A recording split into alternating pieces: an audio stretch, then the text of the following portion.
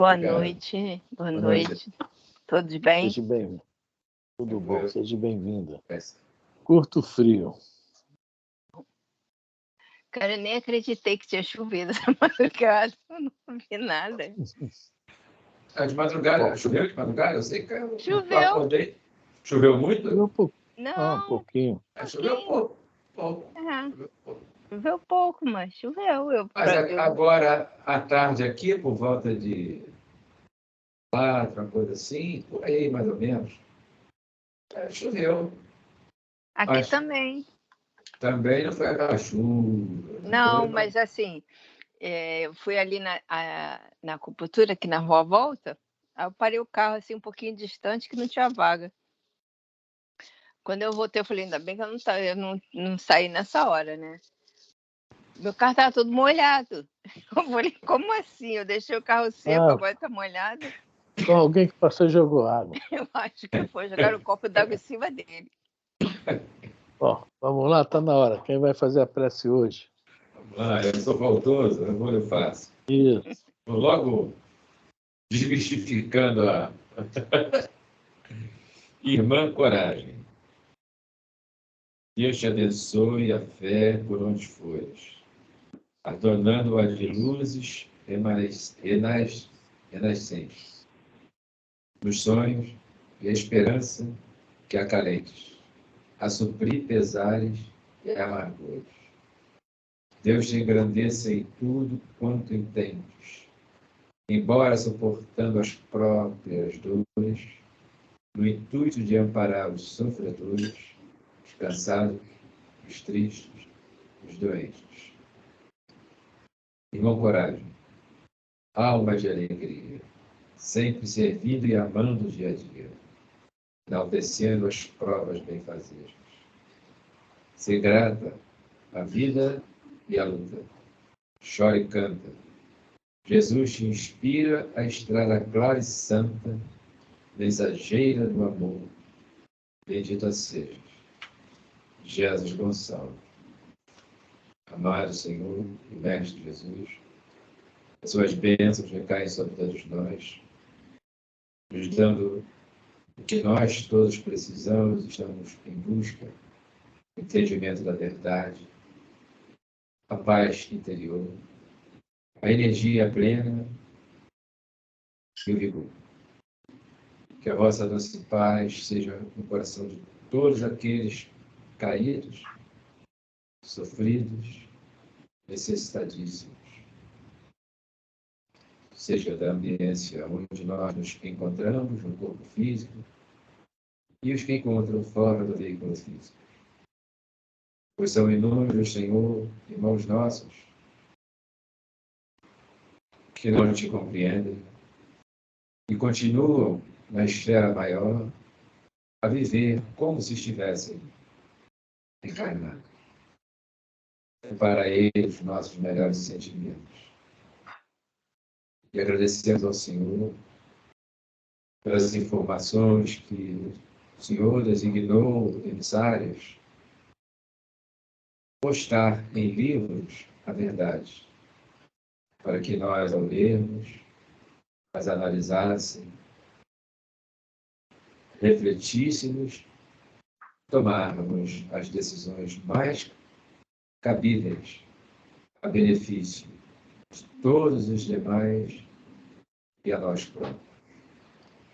Que a sua bênção seja com todos nós, aos nossos irmãos que ainda não chegaram para participar, a nossa irmã Lourdes postou que não poderá comparecer, e que o seu lar também possa ser visitado em nome do Senhor. Graças a Deus. Graças a Deus. Graças a Deus. Hoje nós estamos estudando o Livro dos Espíritos. Estamos na pergunta 470. Ou 470, como eles quiserem. Nossa, que diferença. Boa noite, Consuelo. Boa noite, Afrânio. Boa noite, Jorge. Boa noite, Elisa. Não menos importante, viu, Elisa? É que eu vou acompanhando aqui os pontinhos. Eu não me importo, não. A ordem dos fatores não altera o produto. Não altera o produto. E os últimos serão... Ou a ordem dos tratores não altera o viaduto, né? Os últimos são os primeiros. Os últimos serão os primeiros. Então, dona Elisa, assume aí. Tá, então vamos lá. Hoje nós vamos estudar o Livro dos Espíritos. Nós estamos na parte 2ª, do capítulo 9. Na influência oculta dos espíritos em nossos pensamentos e atos, na pergunta 470. Os espíritos que ao mal procuram induzir-nos e que põem assim em prova a nossa firmeza no bem, procedem desse modo, cumprindo missão? E se assim é, cabe-lhes alguma responsabilidade? Boa pergunta, né? Kardec devia ter no lado dele alguém muito chato. Daqueles bem torrão. Será que esse cara veio com a missão de fazer o mal aqui, me encher meu saco, né? Por aí fala, né? Então a pergunta mais ou menos é essa, né? Será que alguém reencarna como esta missão? Olha só, a pergunta que Kardec coloca é a palavra missão. Oi? Então, essa questão aí é muito interessante, porque parte disso aí. A gente às vezes está num lugar, né, que tem que ficar nesse lugar, no emprego, em casa, na escola, e tem algumas pessoas que realmente nós não conseguimos ainda, né? Não vou falar engolir, vamos falar uma palavra mais bonita, é degluti-las, né? Essas pessoas. E nós começamos a achar, será que esses caras, tudo que eu faço estão me marcando? Ou será que a missão deles é essa aqui? Eu estou agindo certo, correto, tento ter paciência, tolerância com essa turma, mas eles fazem de tudo para me espizinhar.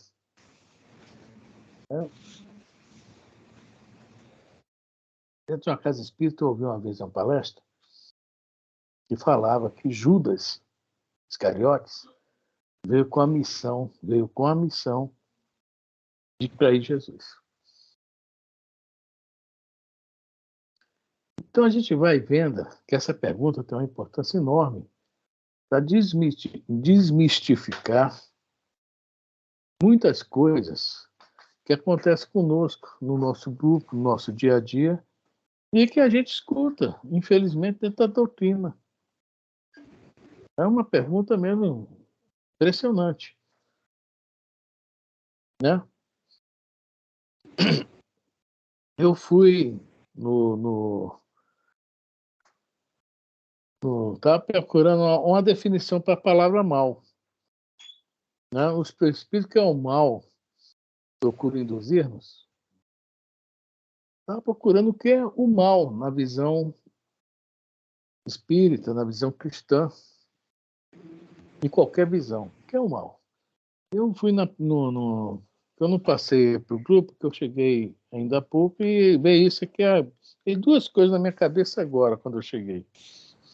Eu vim pensando no caminho, peguei um engarrafamento legal, não sei porquê, que chegou em determinado lugar, o trânsito começou a andar sem ter nada, quebrado, enguiçado, batido, graças a Deus, mas eu estou pensando nisso. O que nós podemos falar que é o mal? Alguém pode me ajudar aí? O que é o mal? A ausência do bem? Sim. Vamos lá. Numa pergunta 135 do Consolador. Está com o Consolador aí na mão, Elisa? Senão eu leio aqui. Está fácil? Espera aí. Tem que me esticar aqui para pegar. Ai. Viu, Consuelo? Eu desafiei ela. Tá vendo? Porque a maquininha dela não está funcionando. Aquela maquininha que tem uma mãozinha que pega o livro, sabe? Isso. Pergunta o quê? 135 do livro Consolador. 135. 135, se preferir. Tá engraçadinho hoje. Pergunta 135 do Consolador. Se o determinismo divino é o do bem? Quem criou o mal? Então, tem uma afirmação aqui. Então, uma afirmação. Porque antes ele pergunta sobre o determinismo. O Emmanuel fala que no reino animal, vegetal, né, mineral, nos reinos abaixo de nós, existe o determinismo. O que é o determinismo? O ser reencarna, o princípio espiritual reencarna, e é aquilo. Porque eles não têm um karma, entre aspas, não tem um resgate. Não é um determinismo. Eles são programados para viver aquela vida, e a evolução dele, que nós não sabemos ao certo como acontece, mas ela como é que se fala, digamos assim, ela é assistida por espíritos, né, do alto escalão. E por que os animais sofrem? Não é os animais que sofrem, na realidade, é para nós sofrermos, né? A gente vê no livro Os Mensageiros, um cara, né, batendo no burro, até que no último momento ele dá um coice no cara, eu acho até que mata o cara. Lá não fala, não, mas pelo que deu a entender, mata. Então, os animais... Ele ia ficar dias, morreu não, ficou dias morreu não? No hospital. Não. Pois é.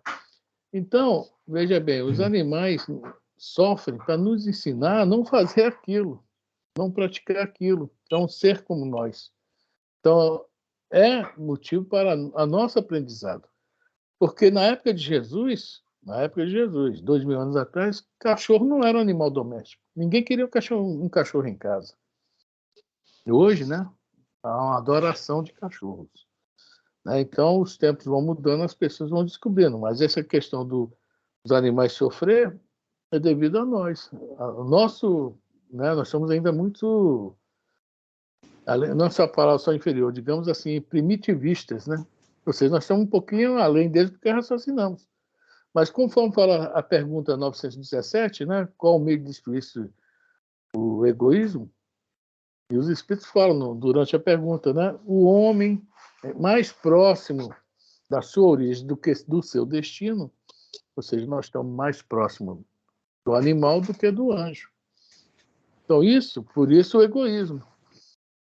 E aí, o meio de acabar com o egoísmo é acabar com o materialismo, conforme a pergunta ela fala. O grande problema é esse, o materialismo. Nós somos muito materiais. Então, os animais sofrem porque nós o fazemos sofrer porque praticamos o mal. E é essa a nossa pergunta aí, realmente. Você fez a pergunta que vai encaixar. Por que o mal existe? Bater no animal está de acordo com a lei divina? Claro que não. Entendeu bem? Então, olha lá. A pergunta que foi feita agora. Se o determinismo divino é o do bem, a pergunta já está a resposta. Esse é o determinismo divino. É isso que todos nós temos que praticar. O bem. Aí vem. Quem criou o mal? Quem criou o mal? Adivinha quem construiu? Quem? O que bateu no animal. Não é isso? Mas e o animal que sofre por doença, igual a sua cachorrinha, né? Que fica sofrendo. Por que há esse sofrimento? Por exemplo, tinha um gatinho que vinha aqui só para comer, ele não deixava eu pegar ele para castrar. Ele vinha aqui, comia, deixava eu fazer carinho, mas ficava meio arredio. Ele ficou aqui uns 3, 4 anos. Aí apareceu mordido. Eu não consegui pegá-lo para levar ao médico, não consegui. O bichinho, eu só vi manchas de sangue lá embaixo, no sofá lá embaixo. Para você ver, eu tive que chamar o homem para... Aí a Carol virou e falou assim, poxa, por que Deus deixa isso acontecer? Né? Por que ele ficou? Ele sofreu, acho que uns 15 dias, porque ele vinha de madrugada, dormia aqui, né? E de manhã saía. O bicho estava sofrendo, a gente sabia que estava sofrendo, porque estava muito machucado. Por que essa coisa acontecendo assim? Então, vamos ver um pouquinho adiante. Mais próximo de Deus aqui no planeta, quem é? No planeta? É o homem. Mais próximo de Deus é o homem. E nós deixamos o homem sofrer. Imagina o coitado do animal, nós também vamos deixar sofrer. É questão nossa, não é do animal sofrer em si. O animal não tem que pagar resgate. Boa noite, senhor Roberto. O animal não tem nada a resgatar. O problema é o homem. O problema somos nós, Consuelo. Deus Mas por que colocou que os ele não animais para fez eu nós cuidarmos deixar? dele. Mas por que que ele Deus não fez deixar, ou algum espírito bom, deixar eu pegar ele para levar ao veterinário para cuidar dele? Entendeu? Por que não amansou o Olha, animal a deixar? tem um ditado que responde isso: aquele gato escaldado tem medo d'água. Você estava praticando bem animal, alguém de repente antes de você praticou bem a ele, mas em um determinado momento, tá? Fez alguma maldade com ele, ele se sentiu para ir da onde ele deve ter fugido e ido parar aí perto da tua residência. É gato escaldado, tem medo d'água. Entendi. Infelizmente, né, existem pessoas que criam um animal 15 anos, de repente você chega ali na rua, tem um cachorro velho, abandonado. Durante 15 anos aquele cachorro só recebeu, talvez nem amor, mas pelo menos teve uma casa, teve remédio, teve agasalho, tal. Agora, porque está velho, é abandonado. A questão é essa. O problema não é o animal em si, é o homem. Mas o homem abandona o outro homem.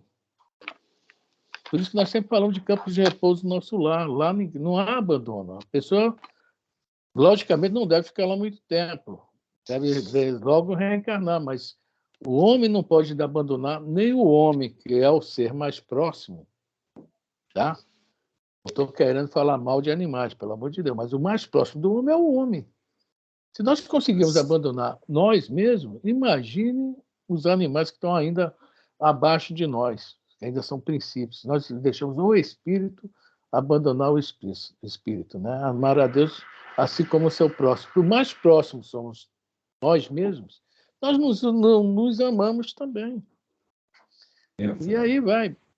Boa noite, senhor Roberto. Boa noite. Oi, seu Roberto, se agarra aí para não cair de novo. Deixa eu segurar aqui, ó. Estou com a mão embaixo, seu Roberto. Aqui, isso. A minha internet hoje está horrível. A minha internet hoje está realmente... Está sem imagem, senhor agora. Está sem imagem, Roberto? Roberto, não. É a pergunta 597 e a linha A e a 598, eu acho que vem mais ou menos dar uma aproximada aí nessa questão. Até o que medeia a gente do animal para nós, porque a nossa distância é para Deus. Por isso que a nossa natureza ainda, né? E o mau uso do arbítrio, né? Nossa. É isso aí, a 597 letra A está bem clara. Entre a alma dos animais e a do homem, distância equivalente a que medeia entre a alma do homem e Deus. Né?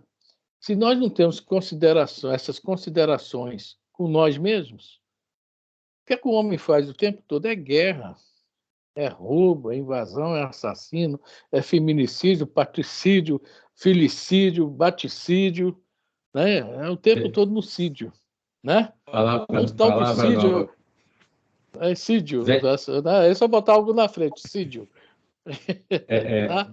Vamos tirar a palavra avoeiro, mas vamos colocar velhocídio. Velhocídio. Então, se nós estamos nessa ainda, coitado não tá falando dos comigo animais não, que né? estão nós. Não tá falando comigo não, né, João? Eu estou nessa, Roberto. O Consuelo, o que é que tu arrumou aí, Consuelo? Eu estou a caminho de 71. Eu estou nessa. Tá certo. Consuelo, o que é que tu arrumou aí? Eu só fiz uma pergunta tão simples. Pois é, mas deu para entender, Consuelo, desse problema? Ela é simples. Você quer saber? Aqui, ó, vai para a pergunta, manda ela ler a pergunta 595. O meu está aberto aqui. Ó. Gozam de livre-arbítrio dos animais para a prática de seus atos? A Fran. Pergunta tão simples. Possui respeito ao trato da vida material. É a questão do determinismo que nós estamos falando sobre o determinismo divino e o do homem. Que a pergunta anterior, a do Emmanuel, aqui no 134, é mais ou menos isso. Como... deixa eu ver qual é que é. Ué, cadê aqui? Que fala sobre... tá aqui. a determinismo e o livre-arbítrio, ao mesmo tempo, na existência humana, vai falar sobre isso, e vai falar sobre os animais.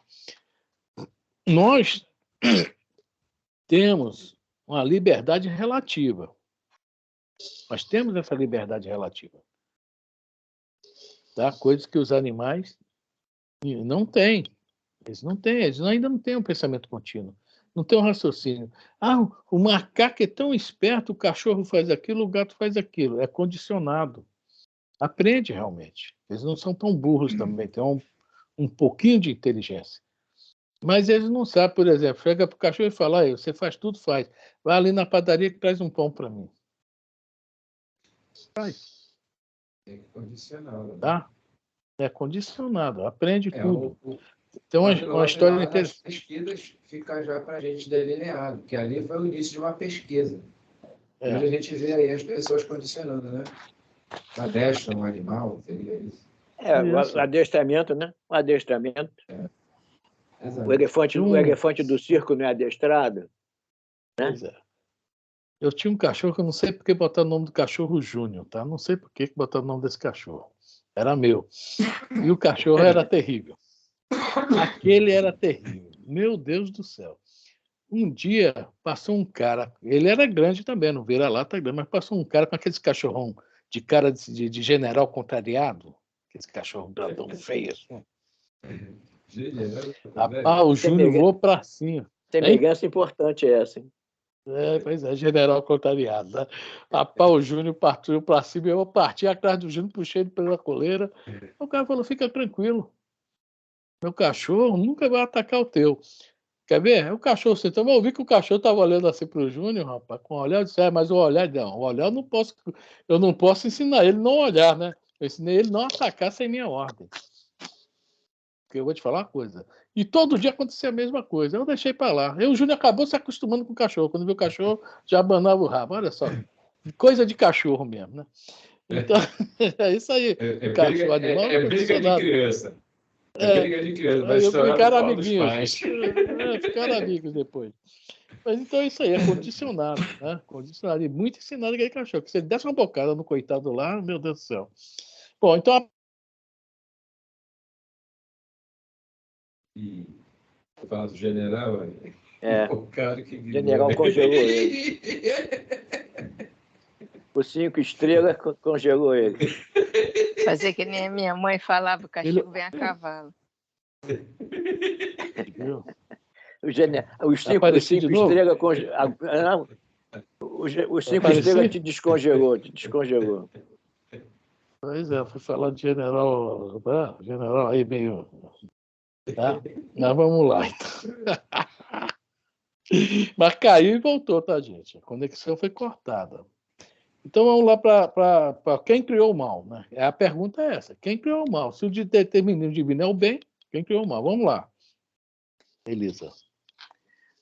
O determinismo divino se constitui de uma só lei, que é a do amor para a comunidade universal.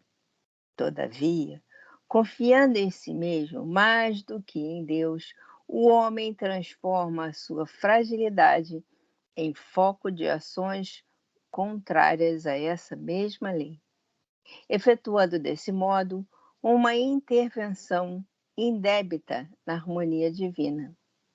Eis o mal. Entendeu bem? Só um instantinho, Elisa.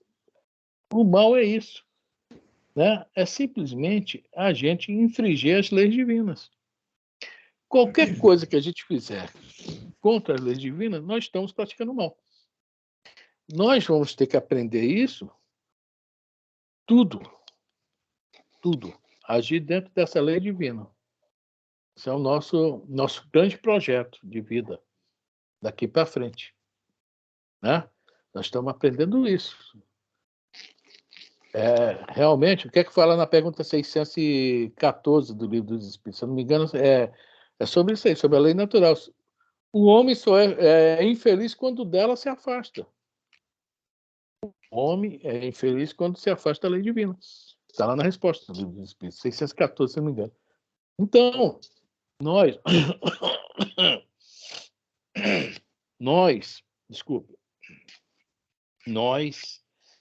tá? nos afastamos da lei, estamos praticando mal. Então, tá? Mas aí vamos perguntar assim, pô, mas tudo bem. No livro Missionário da Luz, o Alexandre, vamos parar por aí nessa resposta, Elisa, não precisa ir mais adiante, não. Tá. Vem falando do resgate e tal, mas não vamos falar sobre isso. O mal não existe para Deus, é só o que nós vamos falar. O determinismo divino é o bem, é o amor. O mal fomos nós que criamos, somos os criadores do mal. No livro do Missionários da Luz, eu não vou te pedir para pegar, Elisa, sei porque o meu livro, você sabe que o meu livro Missionário da Luz é diferente de todo mundo. Todo mundo. Quando o André Luiz está falando sobre a reencarnação do Segismundo, em determinado momento, o Alexandre fala, é no capítulo 13, tá? Mas é difícil localizar, que meu livro, lá no Marco Aurélio, se dava uma confusão, todo mundo chegava para casa, me dá a página aí, me dá a página aí, porque meu livro era diferente de todo mundo. Era um problema sério isso aí. Eu ficava até com vergonha, que o pessoal às vezes pensava que eu não queria dar a página, né?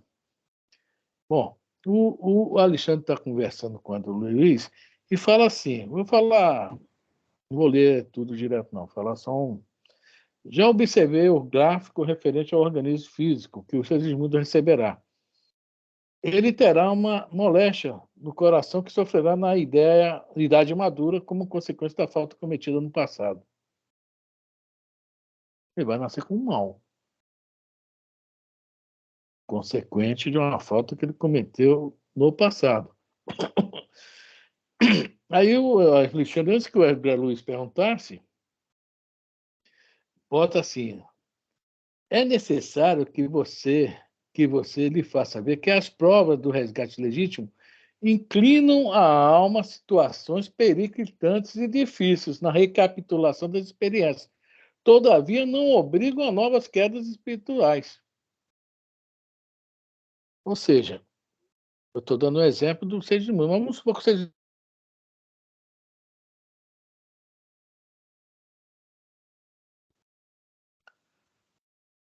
está ruim. Tira a sua imagem.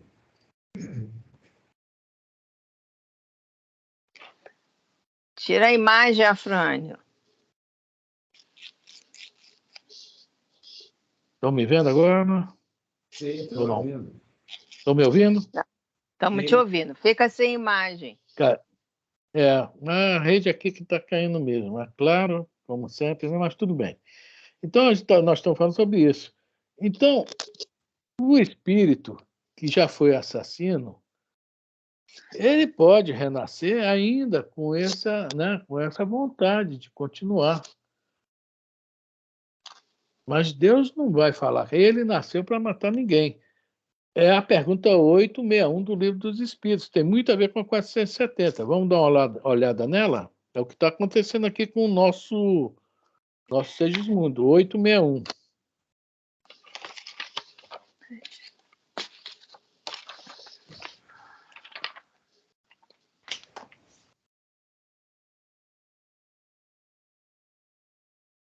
Achou, Elisa? Achei. Pergunta 861 do Livro dos Espíritos. Está na parte 3ª, no capítulo 10 da Lei de Liberdade. Ao escolher a sua existência, o espírito daquele que comete um assassínio sabia que viria a ser assassinado? Não, sabia que viria a ser assassino, perdão. Ao escolher a sua existência, o espírito daquele que comete um assassínio sabia que viria a ser assassino? Ou seja, o Segismundo, quando matou o Adelino, ele sabia, reencarnou sabendo que ia matar o Adelino? Tá? É mais ou menos a pergunta que está anterior. Né? Reencarna com isso, a 470, reencarna com essa missão. Então, aqui essa resposta que ela está muito melhor do que a 470, que ela está mais completa. Apesar que aqui está se dirigindo somente a assassinato. Lá é qualquer tipo de mal, né? Mas vamos lá. Não. Escolhendo uma vida de lutas, sabe que terá ensejo de matar um de seus semelhantes, mas não sabe se o fará, visto que, ao crime, precederá quase sempre de sua parte a deliberação de praticá-lo. Ou seja, Ora, só ele que pode, olha só ele é que pode, não, eu vou fazer, ou não vou fazer. A decisão é somente ele, isso aqui está falando, a deliberação de praticar, ou não. Tá? Então, se ele não pratica, ele já está fazendo um bem, se ele já foi assassino em outra existência. Historinha do cara da mesa de sinuca lá, que jogava sinuca, e o Chico Xavier, né, ficou revoltado vendo aquilo. A historinha dele, o Emmanuel fala, não, deixa ele jogar sinuca quieto aí, Chico. Na outra vida, nessa hora, ele estava matando gente. Era um assassino em potencial. Então, já está crescendo perante os olhos de Deus. Interessante, né? Então, vamos lá. ora, aquele que delibera sobre uma coisa é sempre livre de fazê-lo ou não. Se soubesse previamente que, como homem, teria que cometer um crime, o espírito estaria a isso predestinado? Ficai, porém, sabendo que ninguém há predestinado ao crime, e que todo crime, como qualquer outro ato, resulta sempre da vontade e do livre-arbítrio. Agora que os espíritos vão falar duas coisas importantíssimas. Tá? Duas coisas. Porque, veja bem, você está numa guerra. Pô, a guerra não é uma coisa correta, mas você tem que se defender. Você está, né? De repente você pode. Você não vai para a guerra jogar beijinho para ver se ninguém te atira em você. Você vai ter que se defender. Vamos ver o que é que os espíritos vão falar mais ou menos sobre isso aí. Ademais, sempre confundis duas coisas muito distintas: os sucessos materiais da vida e os atos da vida moral. Sim, vamos lá. A fatalidade que alguma vezes há só existe com relação àqueles sucessos materiais, cuja Olha causa... só. Não, olha só. Na guerra, nós temos que nos defender. Então, fatalmente, se houver confrontos e você sobreviver, fatalmente, infelizmente, você teve que matar alguém. Há pessoas que são assim, parecem são predestinadas. Outro assunto também. Bota a mão, vira ouro. São os Midas que existem, né? Tem pessoas que é impressionante. Eu conheço dois assim. Dois não, três, aliás. É impressionante. Tem um que é meu amigo antigo, de Minas Gerais, que está no Pará, que é um homem riquíssimo hoje, rico mesmo. Não é mais ou menos não, tá? Várias fazendas, sei quantas mil cabeças de gado, etc. É um cara que onde bota a mão até hoje, negócio impressionante, impressionante mesmo. Então, isso aí tem um porquê, logicamente. E ele tem uma responsabilidade. Se ele cumpre ela ou não, não sei. Mas vamos ver. Essa questão aí. A fatalidade algumas vezes existe com relação a esses sucessos materiais. Vamos lá, Elisa. Elisa? Cuja causa reside fora de vós e que independem da vossa vontade. Ou seja, o cara bota a mão em tudo, tudo dá certo. Qual é a responsabilidade dele? Vamos pensar bem aí. Vamos nos lembrar da parábola dos talentos? É isso? É botar para que os talentos? Para botar para render. O que é render? É ajuda aos outros, ao próximo. Aí isso eu não sei se os nossos amigos fazem isso na maioria das vezes. Mas eu acho que depois Mas essa apegada. Essa ajuda, Frânio, que você fala, é ajuda, assim, por exemplo, uma pessoa que cria empregos, Isso. que né, paga certinho os empregados, esse tipo de ajuda que você está falando, esse tipo de divisão de talentos. Paga os seus impostos em dia e bonitinhos. Porque, infelizmente, muitos empresários existem aí que também têm isso acontece, veste a camisa do Brasil por aí, e não é bem assim, infelizmente, né? Mas, bom, isso aí não nos interessa. Interessa o seguinte, que os talentos têm que ser investidos para render. E o rendimento é isso aí, para ser distribuído. Tá? Então, há pessoas que realmente vêm com essa responsabilidade. Porque eles também têm que ver uma coisa, já têm capacidade de gerar, né, de gerir, tá, esses bens materiais e gerar empregos, gerar, né, coisas que vão melhorar a vida dos outros. Não estamos falando somente da questão do cristão, do espírita, não, estamos falando da questão do homem. Tá? Eu estou falando, conheço 3, tá? Bota a mão, o negócio vai embora, e a responsabilidade deles é maior do que a nossa.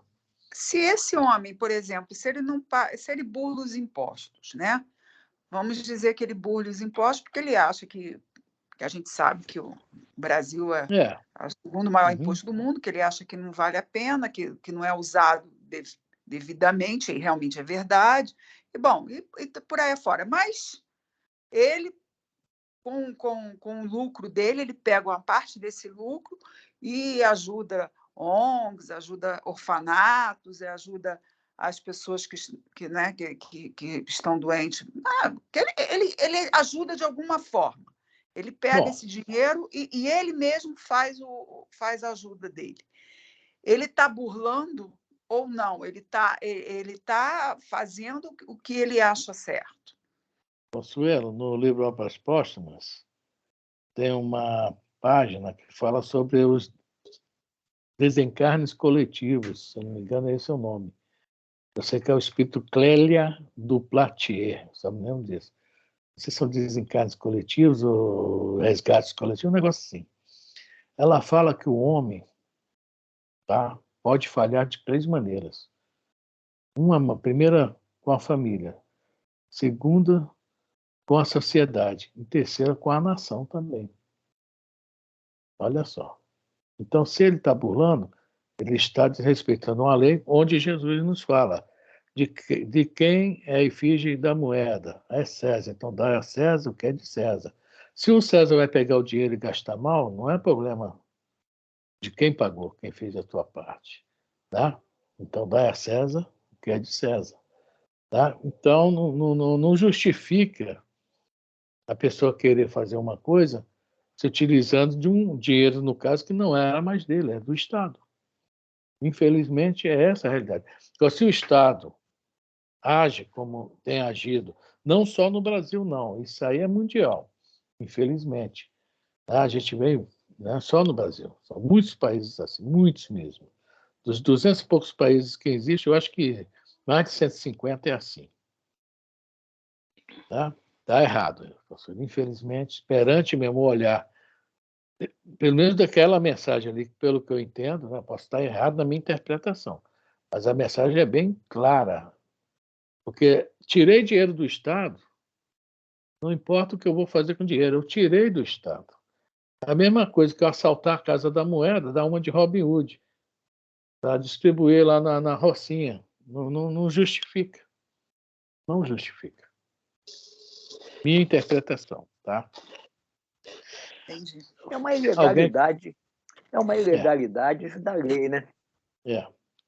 Se é a ilegalidade da lei,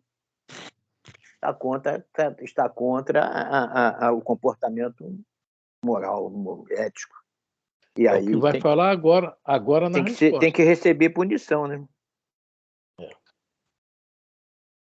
Então, infelizmente, né, não está correto. Quer dizer, o homem, às vezes, é um bom familiar, péssimo vizinho e ótimo também cidadão. Às vezes é um mau familiar, bom vizinho, bom cidadão. É isso que ela explica lá.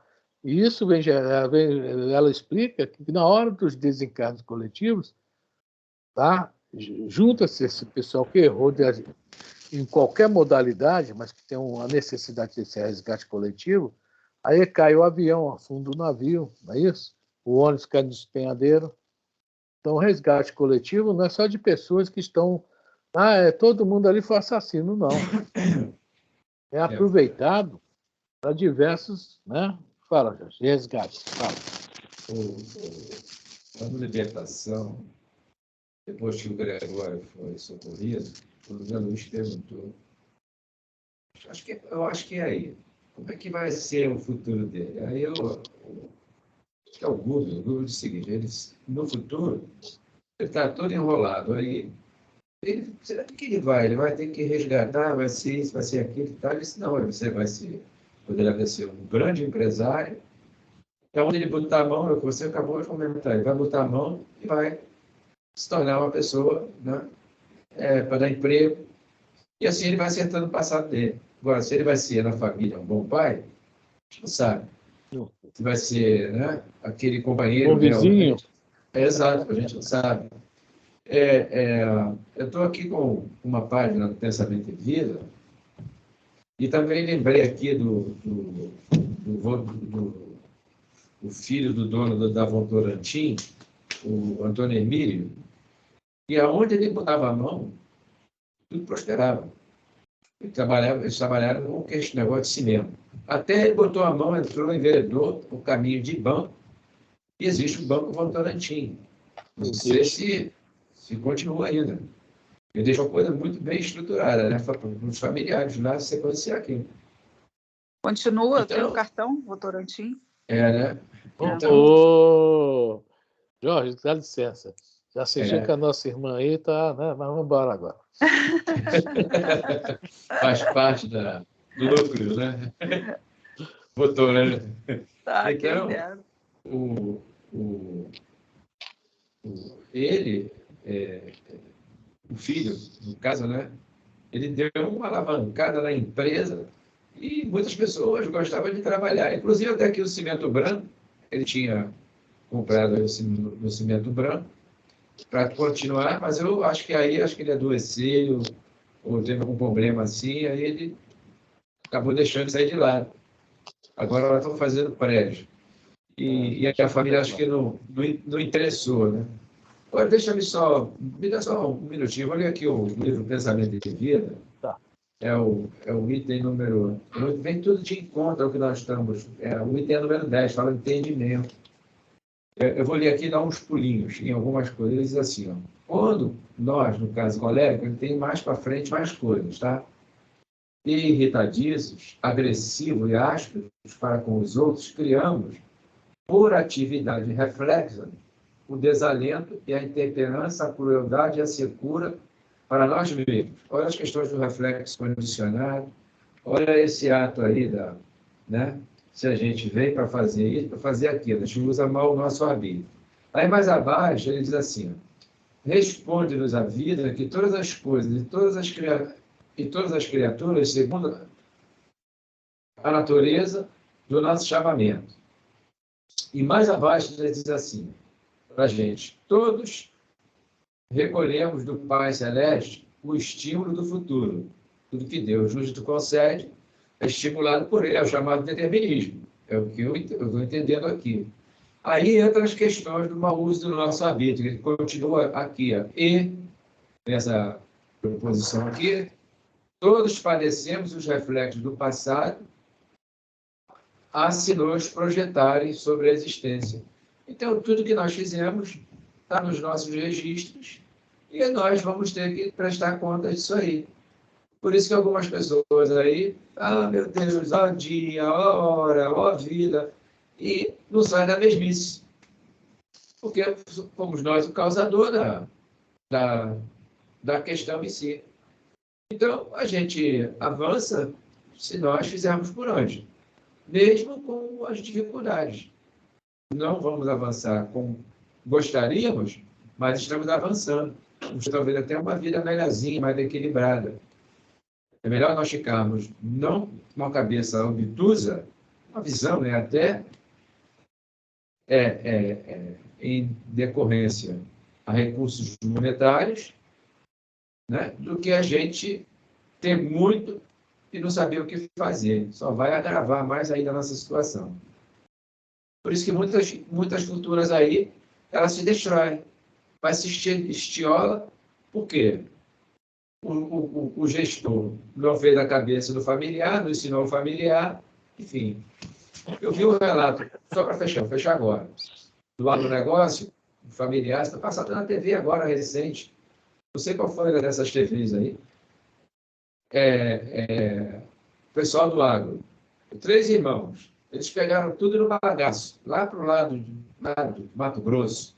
Acho que é Mato Grosso. Mato Grosso é do sul, lá da região sul. Eles prosperaram lá, fizeram uma coisa lá, brasileiros. E os filhos que estudavam aqui com o problema da pandemia foram para lá. Espera aí, pai, vamos ter que fazer isso para a gente prosperar mais ainda. Vou para o campo. Vou passar a comprar um montão de trator, fazer isso, fazer aquilo. Os caras ganhavam, vou botar aqui. Eles falaram lá na cifra de 1 milhão, para dividir para 3, para pagar todo mundo lá, os caras triplicaram. E fora o número de grãos.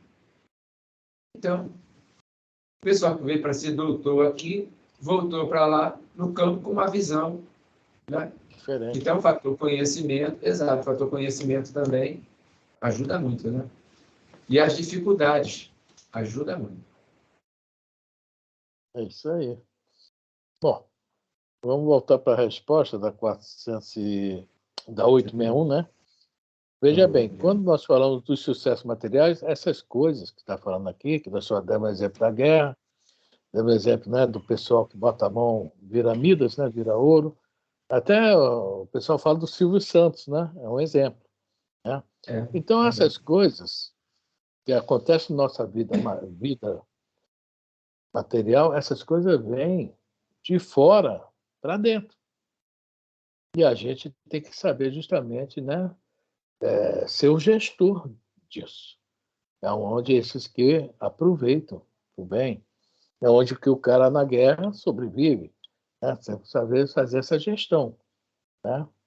Então, tudo isso são coisas que vêm de fora para dentro.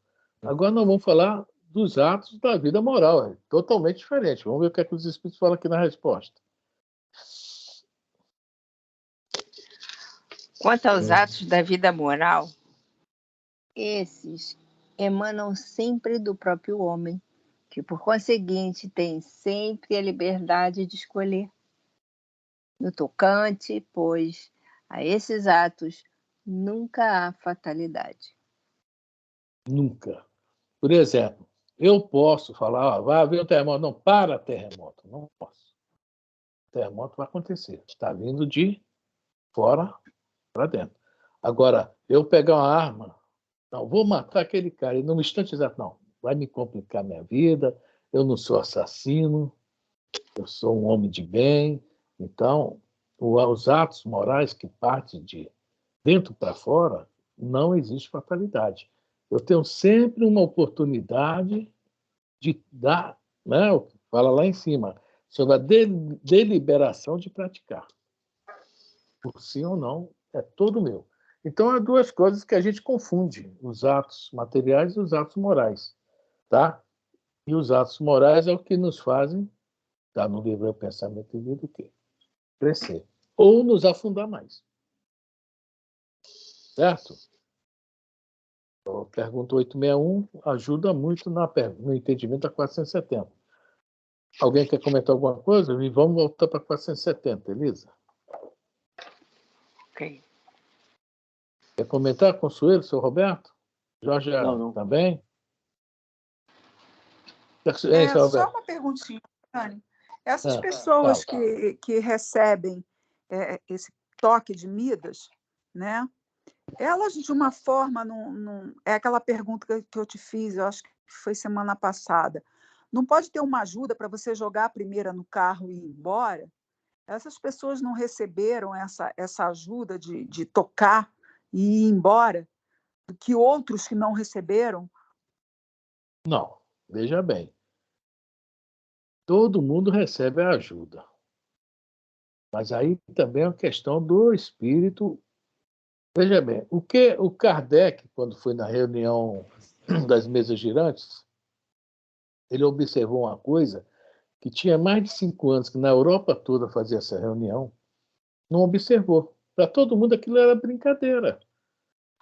Kardec chegou, opa, tem alguma coisa por trás disso. O que acontece? Todos nós podemos receber esse empurrão da primeira. O problema é também ter essa capacidade de enxergar esse empurrão da primeira. para poder aproveitar esse empurrão. E nem sempre nós temos essa capacidade. Por isso que fala, né? O gênio é aquele que vê algo onde ninguém viu nada. Essa é a definição do gênio. Né? Eu conheço outro caso, também, conforme eu falei do Midas. O cara estava com a mão no Midas, no determinado segmento, tá? Do comércio. Aí, de repente, pintou lá um lance lá para ele de uma terrinha, terra, né? Nem uma fazenda, não, um sítiozinho. E ele, olha só, a cidade cresceu para cima da terrinha que ele comprou fora da cidade, que a cidade foi para dentro dele.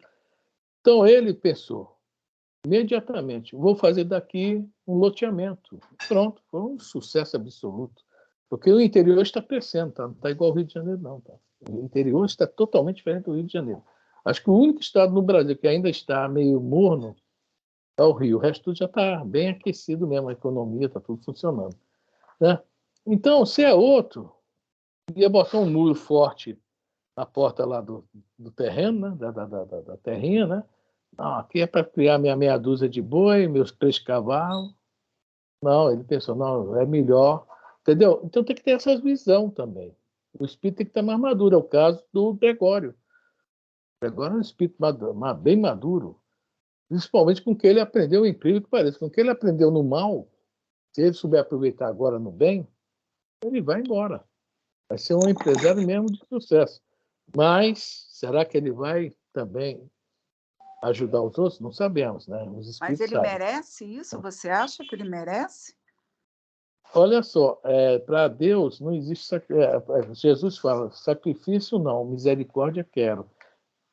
É uma oportunidade. Assim como o médium, a pessoa que tem mediunidade ostensiva, é uma oportunidade. Né? Cada um de nós tem suas. Agora, é uma coisa, o potencial tem que ser aproveitado. No livro, tem um livro que eu falei aqui uma vez que eu falei, é difícil encontrar, e acharam rapidinho no estante virtual, um livro do Emmanuel, não é Pensamento de Emmanuel, não, é outro. Bom, eu sei que é do Clóvis Tavares. Né?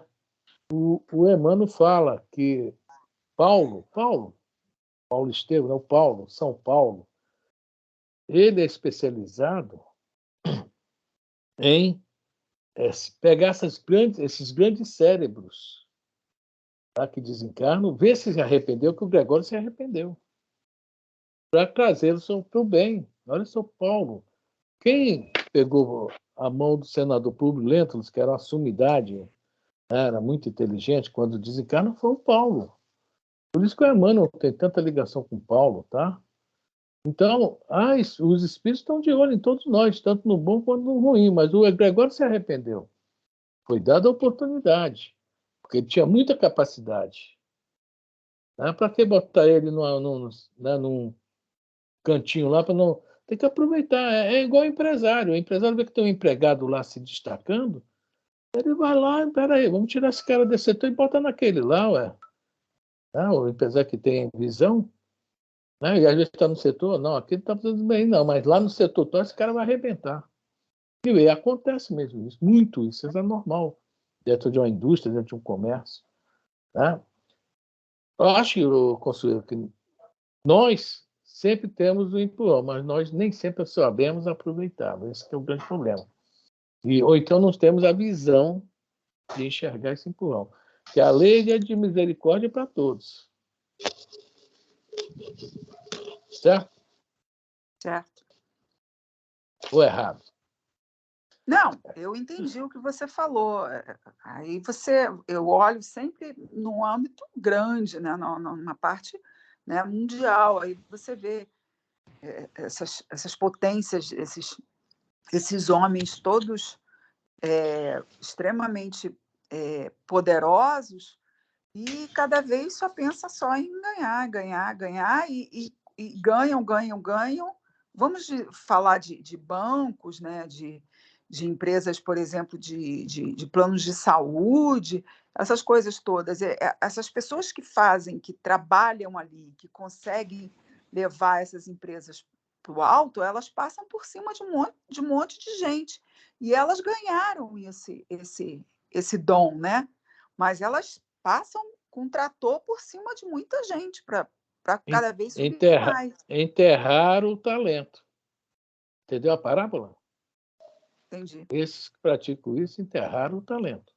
Mas mesmo assim, a hora do arrependimento, eles terão outra oportunidade. Agora, se começar a falhar nas oportunidades, aí vem os casos de expiação. Tá? A justiça divina é diferente da nossa. Oi? Na 779, na 780, no Marcha do Progresso. Vai do progresso intelectual. Exato. Vai falar que a força para progredir ao homem em si mesmo, ou o progresso é apenas fruto de um ensinamento? 779. Na 780, olha só a pergunta: o progresso moral acompanha sempre o progresso intelectual?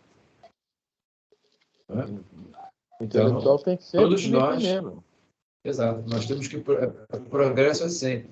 As consequências do mau uso, mau ato, nós vamos responder, mas teremos sempre a oportunidade para reparar. Sendo que nós, quando mergulhamos no veículo físico, a gente esquece.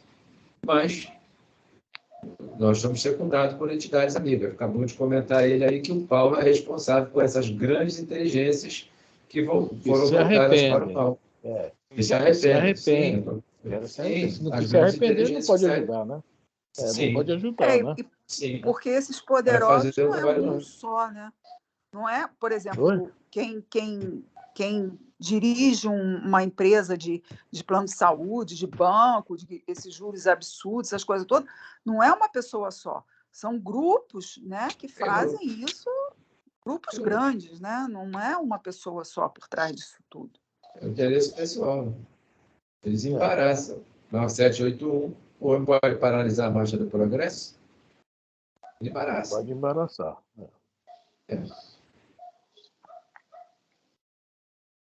É fogo. Mas todo mundo que vai voltar para o bem, aquilo que fala. Todos voltarão para o bem. Né?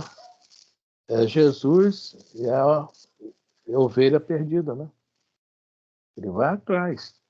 A ovelha foi rebelde, se desgarrou do rebanho, sabia que era perigoso, né? Que havia o lobo mau lá na floresta, e ela sozinha, né? Aí o que começa a ovelha... Aí o pastor notou a falta, foi procurar a ovelha. Como é que ele achou a ovelha? O que é que a ovelha faz quando faz bé? Qual é o nome disso? Está chorando. Balido. É o balido. Isso. A Elisa se lembra, é o balido. Então, por onde é que o pastor achou a ovelha? Pelo balido. Ela está lá com medo, encolhida, no meio do deserto. Foi por ali que o pastor chegou até ela. Ou seja, o arrependimento. Ela estava com medo, estava chorando. E essas grandes inteligências, uma hora, vão chorar, vão sentir medo. Logicamente, o consuelo, os resgates virão. Mas há várias formas de se resgatar uma coisa. De uma forma violenta, por exemplo, no livro Ação e Reação, os dois lá que já estavam 400 anos no bem, 400 anos no bem, mas não conseguiam subir. E para onde queria, para os planos melhores. Mas estavam no bem, 400 anos. E falam para ele, não, houve um probleminha na época da Joana d'Arc, vocês gostavam de pegar a gente, jogar de cima do abismo e ficar ouvindo um baque lá no chão, pá, pá. Gente, que absurdo. Pois é. Mas já depois daquilo ficaram 400 anos no bem. Aí eles pedem uma reencarnação para ajudar a aviação, tá? E desencarnarem de forma também violenta no acidente aéreo. Eles pediram o resgate deles. Tá? Para dar uma limpeza nessa mancha que estava no perispírito e na mente deles. Eles não se lembravam também, não, foram lembrados. Está lá no livro Ação e Reação. Então, no momento que eles lembraram, eles foram à ovelha, né? A ovelha, pô, estou perdido, vou pedir, vou balir, né? E é dada a oportunidade. O pastor as encontrou. Parábola do filho, né? Do filho pródigo, né? Este é o meu filho, estava perdido, eu o encontrei, por isso que eu vou fazer uma festa. Perante o olhar da sociedade judaica durante aquela parábola, era o filho mais novo, não tinha direito a nada, foi para a farra gastar o dinheiro do pai, que o pai ganhou honestamente, com dureza. Né? Então, um monte de coisa que acontece durante a parábola, e quando ele volta para casa, o pai dá uma festa.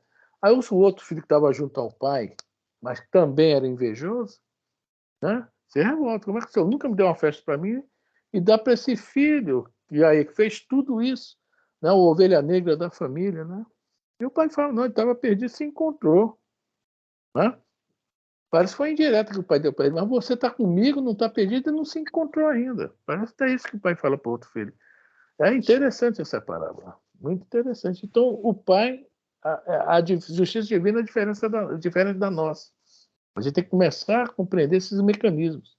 O mecanismo lá é misericórdia, é perdão, e oportunidade, sempre dando oportunidades. Então, nós, infelizmente, nem sempre gostamos da oportunidade, né, de aproveitar. Gente, deu a hora. Fica a pergunta e a resposta só para ler na semana que vem e depois continuar na 471. Tá combinado assim? Ok. Consuelo, tudo bem?